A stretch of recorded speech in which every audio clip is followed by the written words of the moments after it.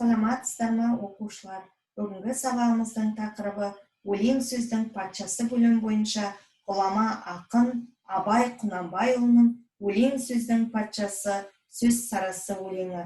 Бүгінгі сабақ мақсатына сәйкес сіздің меңгеретініңіз шығармадағы ұлттық құндылықтар, тіл тазалығы мен шешендік өнерді әлемдік тақырыптармен үндестіру. Оқушылар, сіздер өткен сабақта Абайдың өмірі мен шығармашылығына тоқталдыңыздар. Қалай ойлайсыздар? Бүгінгі танысатын ақын өлеңіндегі ұлттық құндылықтар не? Өлең сөздің патшасы дегенді қалай түсінесіздер? Ақын өлеңінің мәні мен мазмұны неде деп ойлайсыздар?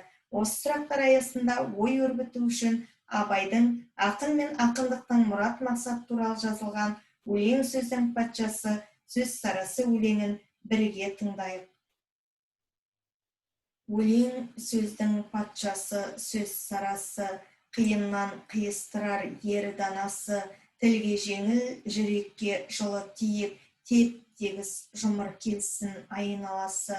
Бөтен сөзбен болғанса сөз арасы, ол ақынның білімсіз бейшарасы. Айтушы мен тыңдаушы көбі надан, бұл жұрттың сөз танымас бір парасы.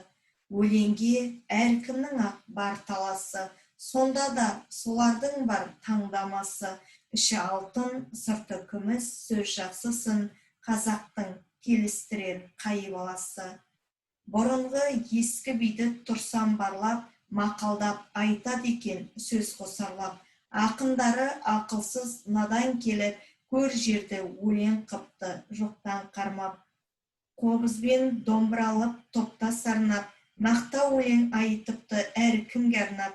Әр елден өлеңменен қайыр тілеп, кетірген сөз қадірін жұртты шарлап.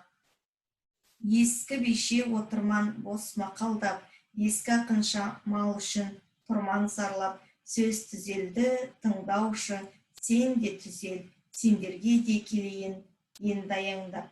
Ал қане, өлеңмен таныссақ, сұрақтарға қайта оралайық. Өлеңдегі ұлттық құндылықтар, өлеңнің мәні мен мазмұны туралы не айта аласыздар? Өлең сөздің патшасы дегенді қалай түсінесіздер?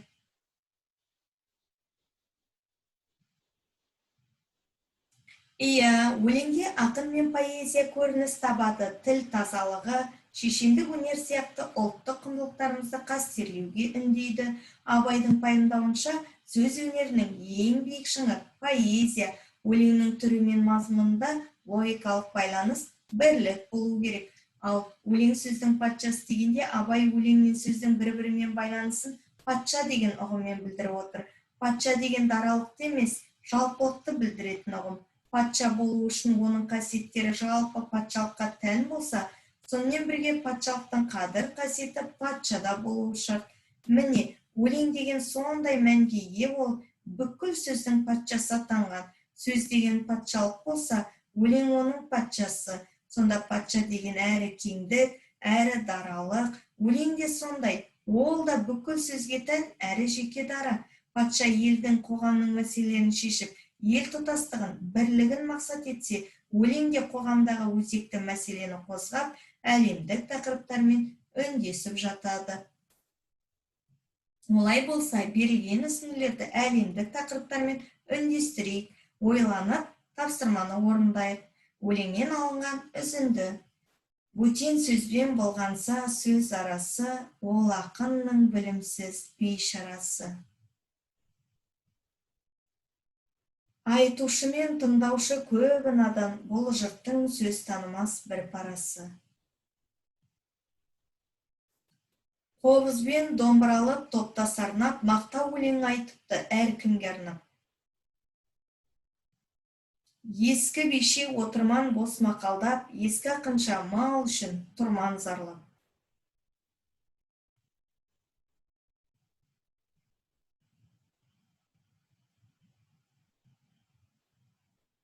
Оқушылар, берілген үзінділер ұлттық құндылықтарымыз бойынша тіл мәселесі, ұлт тағдыры тақырыптармен үндессе, жалпы адамзаттық құндылықтар бойынша надандық, сауатсыздық, жағымпаздық, сыбайлас жемқорлық, пайдакүнемдік, екіжүзділік тақырыптармен үндесіп тұрғанын анық байқадық. Ал енді осы тақырыптарды сабақ басында өздеріңіз айтқан шығармадағы басты құндылық тіл тазалығы мен шешендік өнер тақырыбымен қалай үндестіруге болады? Сұрақ төңірегінде ойланып, ойымызды детальдарын қосу тәсілі арқылы білдірейік. Ол үшін алдымен критерий мен дескрипторларды басшылыққа аламыз. Берілген деталь сөздерді оқимыз, әлемдік тақырыптарды жазамыз, ұлттық құндылықтармен үндестіреміз, ақынның сөз қолданысымен байланыстырып, қорытынды жасаймыз.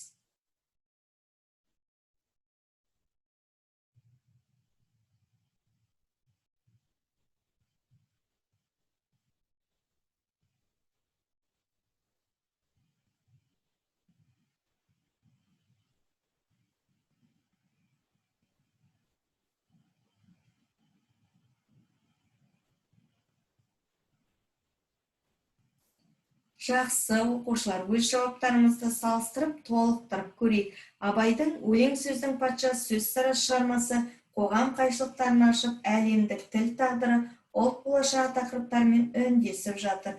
Бір ғажабы, арада 133 жыл өтсе де, өлеңдегі құндылықтардың қазіргі таңда да әлемдік тақырыптармен үндесуі, нақтырақ айтсақ, шығармадағы тіл тазалығы. Ақын халықтың тіл байлығын өте шеберлікпен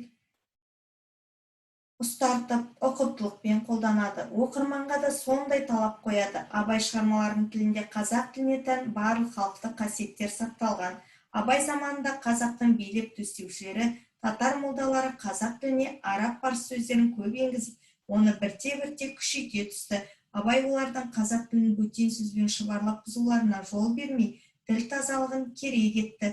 Абай шебер өлеңді шешендіктің қыр-сырын меңгерген, мәдениеті жоғары, білімді ақын ғана бере алатындығын ескертеді. Олай болса, басты байлығымыз ана тілімізді қастерлеп, мәдениеті жоғары, білімді ұрпақ болайық. Шешендік өнердің теориясын меңгеріп, ғаламдық білім бәсекесінде алда болайық.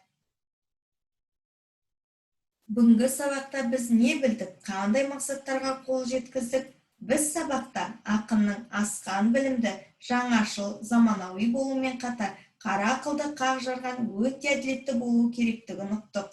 Ақын өлеңінің мәңгілік тәлім берер өнегелі өсиет болып өмір сүріп, келешек керегіне қызмет етіп жатқанын түсіндік.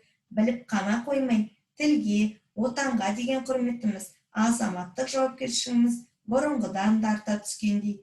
Оқушылар, енді сабақта алған біліміңізді пайдаланып, ақын болсаңыз, қандай тақырыпты жырлар едіңіз?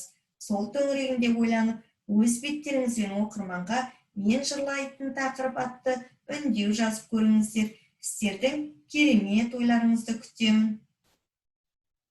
Абай атамыз есті кісілердің қатарында болғың келсе, өзіңе өзің есеп бер деген. Ендеше бүгінгі сабақты іс-әрекетімізге есеп берелік. Бүгінгі сабақтан алған 3 маңызды ақпаратыңызды, өзіңізге ұнаған 2 іс-әрекетті және қиындық тудырған бір аспектін айтыңыз. Елбасы Нұрсұлтан Әбішұлы Назарбаев болашаққа бағдар рухани жаңғыру атты мақаласында ұлттық құндылықтарымызды сақтау, ұлттық код, туған жер деген ұғымдарды негізге алды. Ал осы рухани құндылықтарымыздың бастауы Абай мұрасында жатыр деп айту қателік емес. Олай болса, Абай мұрасы арқылы ұлттық құндылықтарымызды дәріптеп, ұлтжанды ұрпақ болайық. Бүгінгі сабағымыз аяқталды. Сау болыңыздар.